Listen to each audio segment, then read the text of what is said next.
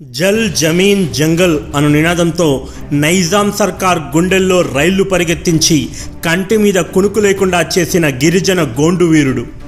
దున్నేవాడిదే భూమి అంటూ నేలతల్లి విముక్తి కోసం, గిరిజన జాతి విముక్తి కోసం పోరాడి ప్రాణత్యాగం చేసిన పోరాట యోధుడు అతడే గోండు బెబ్బులి కొమరం భీం.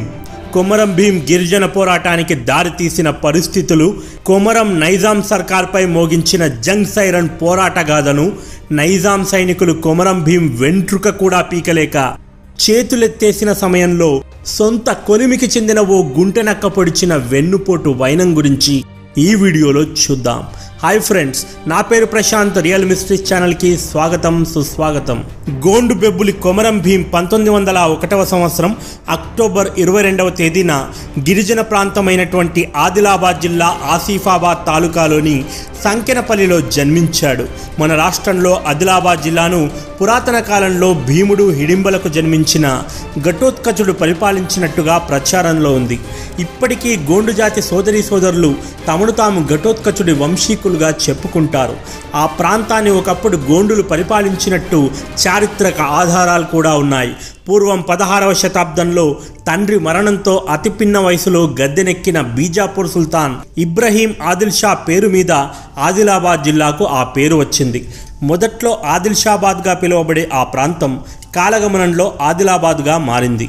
గలగల పారే నదులను జిల్లా సరిహద్దులుగా చేసుకొని కుంటాల, స్వర్ణ, సాత్నాల, పొచ్చర, గాయత్రి జలపాతాలతో దట్టమైన అడవులను కలిగి ఉండి భూమిలో వెలిసిన స్వర్గంలా ఉంటుంది ఆదిలాబాద్. ఆదిలాబాద్ అడవుల్లో గోండు, కొలాం, పరధాన్, కోయ, అందాల్, చెంచు, బిల్లులు వంటి గిరిజన తెగలవారు నివసిస్తారు. వ్యవసాయం వారి ప్రధాన వృత్తి. అప్పటి వరకు ఈ భూమంతా మాదే అనే భావనలో మన గిరిజన అన్నదమ్ములు ఉండేవారు. 1918 వరకు అడవి మీద హక్కు గిరిజనులకే అని ఉండేది. కానీ యాడ నుండి వచ్చారో గాని రావులు, బ్రాహ్మణులు, తురకలు ఇంకా ఇతర అగ్రకులాలకు చెందినవారు గిరిజనులు నివసించే కొండల్లోకి వచ్చారు. తెలివిగా అధికారులను డబ్బుతో లోబర్చుకొని గిరిజనుల భూముల పట్టాలను తమ పేరు మీద రాయించుకున్నారు. దొంగ చట్టాలు, పట్టాలు పుట్టించి గిరిజనుల కడుపు కొట్టారు. వారికి తోడు షావుకారులు దొంగ లెక్కలు చెప్పి గిరిజనుల శ్రమ బలాన్ని దోచుకునేవారు. కొమరం భీం చిన్ననాటి నుండి వీటన్నింటినీ గమనిస్తూ వస్తున్నాడు. చిన్నతనంలో కొమరం భీంకి తాతయ్య మోతీరాం అనేకానేక గోండు వీరుల వీరగాథలు వినిపించేవాడు. ముఖ్యంగా నైజాం సర్కారుపై వారితో దోస్తీ కట్టిన తెల్ల కుక్కలపై గిరిజన సైన్యంతో యుద్ధం ప్రకటించి ప్రాణత్యాగం చేసిన రాంజీ గోండు పోరాట గాథ భీం మనసులో చెరగని ముద్ర వేసింది. భీంకి 17 ఏళ్ల వయసు ఉండగా షావుకారుల అప్పుల ఒత్తిడిని తట్టుకోలేక తండ్రి కొమరం చిన్ను మంచాన పడి మరణించాడు. దాంతో భీం కుటుంబం ఆ ప్రాంతాన్ని వదిలి కరిమిర ప్రాంతంలోని సుర్దాపూర్ ప్రాంతానికి వలసపోయారు. 3 గుట్టలు మధ్య మైదాన ప్రదేశం చూసి బండ్లు ఆపారు. సమిష్టిగా అందరూ పనిచేసి భూమిని చదును చేశారు. వర్షాలు కూడా విస్తారంగా పడడంతో పంటలు సమృద్ధిగా పండాయి. కొమరం భీం కుటుంబ సభ్యుల ఆనందానికి అవధులు లేవు. తమ కష్టాలన్నీ తీరిపోయాయని అనుకున్నారు. అంతలో యాడ నుండి వచ్చినాడో కానీ సిద్దిక్ అను ఓ జాగిర్దార్ బట్టేబాజ్గాడు ఆడకి వచ్చినాడు. ఈ భూమంతా నాదేనన్నాడు. కౌలు చెల్లిస్తారా? సరే సరి, లేదంటే ఈడ నుండి వెళ్ళిపోండి అని గదిమాయించాడు. తన కిరాయి మనుషులతో భీం కుటుంబంపై దాడి చేసిండు. భీం కుటుంబం కూడా ఎదురు తిరిగారు. కర్రలతో ఒకరినొకరు కొట్టుకున్నారు. కొద్ది క్షణాల్లో ఆ ప్రాంతం చిన్నపాటి రణరంగంలా మారింది. చిన్ననాటి నుండి ఉడుకు రక్తంతో మాంచి ఊపు మీద ఉన్న కొమరం భీం ఇన్నాళ్లకు ఈ సాలెగాళ్ల మీద పగ తీర్చుకునే అవకాశం అంది వచ్చింది అనుకున్నాడు. ఒడ్డు పొడుగు కలిగి బాహుబలిలా ఉన్నటువంటి సిద్దిక్ తల మీద కర్రతో ఒకే ఒక్క వేటు వేశాడు. దెబ్బకు సిద్దిక్ అక్కడికక్కడే ప్రాణాలు విడిచాడు. అది కొమరం భీం దెబ్బంటే. సిద్దిక్ మరణ వార్త విని నైజాం పోలీసులు ఆడకి వస్తారని వారికి తెలుసు. అందుకే వారంతా నలుదిక్కులా పారిపోయారు. ఇక్కడ ఉంటే చంపేస్తారని, యాడికైనా పోయి ప్రాణాలను కాపాడుకోమని వారు కొమరం భీంని అక్కడి నుండి బలవంతంగా పంపించి వేస్తారు. కొమరం రైలు బండి ఎక్కి చాందా చేరుకున్నాడు. అక్కడ ఒక స్వాతంత్రోద్యమకారుడైనటువంటి విఠోబా దగ్గర పనిలో చేరాడు. విఠోబా తెల్లవారికి తెలియకుండా ఉద్యమ పత్రిక నడిపించేవాడు. ఇక్కడే కొమరం అనేకానేక భాషలు చదవడం, రాయడం నేర్చుకున్నాడు. కొంతకాలం తర్వాత తెల్లవారు విఠోబాను అరెస్టు చేయడంతో కొమరం భీం అక్కడి నుండి రైలు బండి ఎక్కి అస్సాం చేరుకున్నాడు. అక్కడ తేయాకు తోటల్లో 4 సంవత్సరములు కూలి పని చేశాడు. ఇక్కడే కొమరం భీంకి ఓ తెలుగు వ్యక్తితో పరిచయం ఏర్పడింది. ఆ తెలుగు వ్యక్తి మామూలు వ్యక్తి కాదు. మన్యం వీరుడు అల్లూరి సీతారామరాజు దండులో పనిచేసిన మన్యం దొర. తెల్లదొరలకు గుండెలు చూయించి కాల్చండిరా అని సవాలు విసిరిన పోరాట యోధుడితో కలిసి కాలం గడిపిన అదృష్టవంతుడు. ఆ వ్యక్తి అల్లూరి సీతారామరాజు ఆశయాలను తెల్లవారి పోలీస్ స్టేషన్ల మీద దాడి చేసి వారి బందుకులతో వారినే మట్టుపెట్టిన వారి చతురత, యుద్ధనీతి గురించి పలు కథనాలు వినిపించాడు. వీటన్నింటినీ విని కొమరం భీం ఆ రోజే గిరిజనులను నానా కష్టాలు పెడుతున్న నైజాం సర్కార్కి కూడా అదే తరహాలో దెబ్బ రుచి చూయించాలని కంకణం కట్టుకున్నాడు.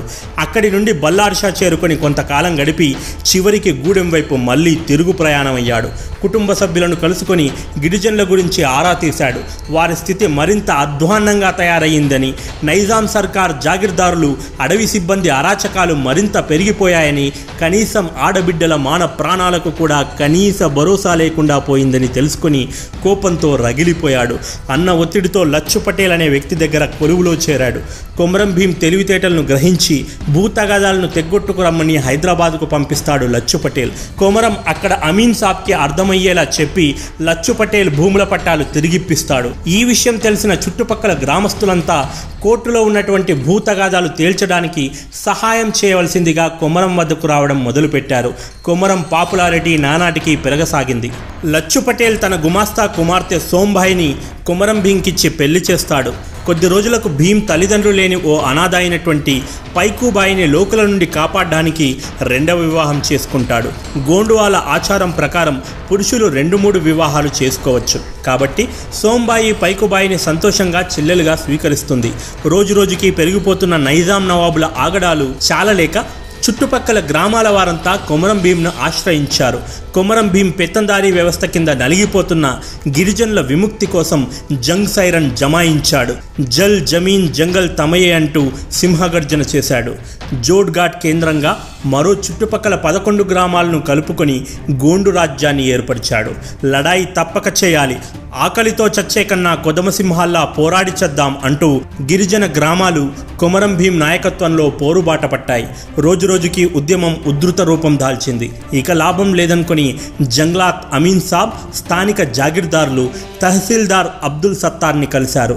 చెయ్యి జారుతున్న పరిస్థితిని వివరించారు. అబ్దుల్ సత్తార్ వెంటనే అదనపు బలగాలను పురమాయించి డిఎస్పీకి కొమరం భీంని, గోండులందరినీ అరెస్టు చేయవలసిందిగా, ఉద్యమాన్ని ఆదిలోనే అణగదొక్కాలని ఆదేశాలిచ్చాడు. ఇప్పటికే సర్కార్కి ముచ్చెమటలు పట్టించిన మన్యం వీరుడు అల్లూరి సీతారామరాజు మరణించినా ఇంకా కళ్ళ ముందు కదలాడుతున్నాడు.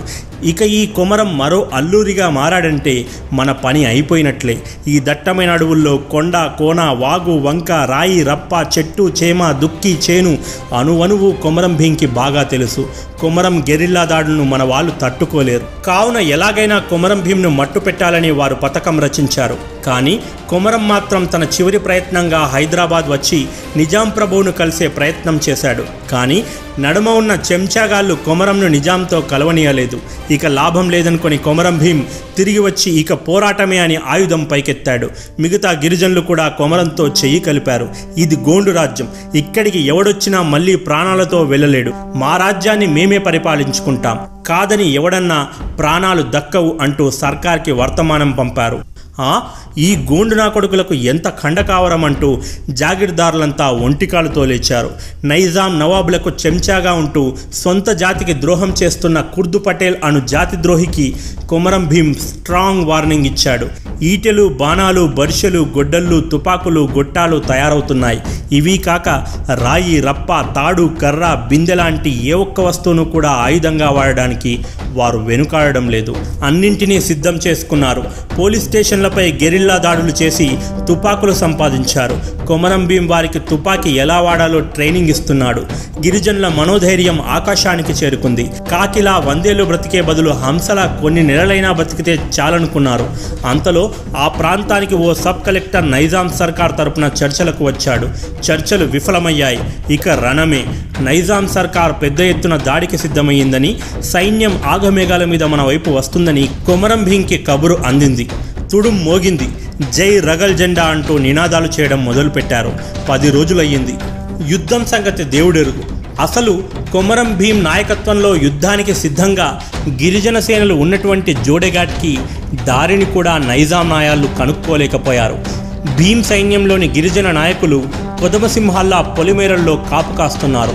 వాళ్ళ ధైర్యం చూస్తుంటే నైజాం తొత్తులు ఇంగ్లీష్ కుక్కలు మొత్తం కలిసొచ్చినా ఖతం చేసేలాగున్నారు. కానీ మన బంగారమే నకిలీ అయితే ఎదుటివాడిని అని ఏం లాభం? గిరిజన తెగకే చెందిన కుర్దు పటేల్ అనే బట్టెబాజ్గాడు గుట్టు చప్పుడు కాకుండా వెళ్ళి నైజాం సేనలకు దొడ్డిదారి చూయించాడు. నైజాం సేనలు దొడ్డిదారి గుండా జోడెన్ ఘాట్ చేరుకుని గిరిజనులపై వెనుక నుండి దాడి చేస్తారు. ఆ నాయాళ్ల బందూకుల తూటాలకు గిరిజన అన్నలు, తమ్ములు, ఆడబిడ్డలు, పసికూనలు పిట్టల్లా నేలరాలారు. అంతలో గుంటనక్క కుర్దు పటేల్ ముందుకు వచ్చి అదుగోదర ఆడే కొమరం భీం అంటూ మహానాయకుడిని చూయించాడు. అంతే, వేల తూటాలు కొమరం భీం గుండెల్లోకి చొచ్చుకుపోయాయి. చనిపోతూ కూడా జై రగల్ జెండా అంటూ నినాదం చేస్తూ ఊపిరొదిలాడు. అలా 1940 అక్టోబర్ 8వ తేదీన గోండు సింహం కొమరం భీం ప్రాణాలు విడిచాడు. కానీ ఇప్పటికీ గిరిజనుల గుండెల్లో ఆరాధ్య దైవంగా, బలమైన నాయకుడిగా స్ఫూర్తిని రగిలిస్తూ బ్రతికే ఉన్నాడు. నీ వంటి మహావీరుడి గాథను వినిపించిన నా జన్మ ధన్యమైందని భావిస్తూ మీ రియల్ మిస్టరీస్. ఇది ఈ మిస్టరీ. మరో మిస్టరీతో మళ్ళీ కలుద్దాం. This is Prashant signing off. Bye bye and take care.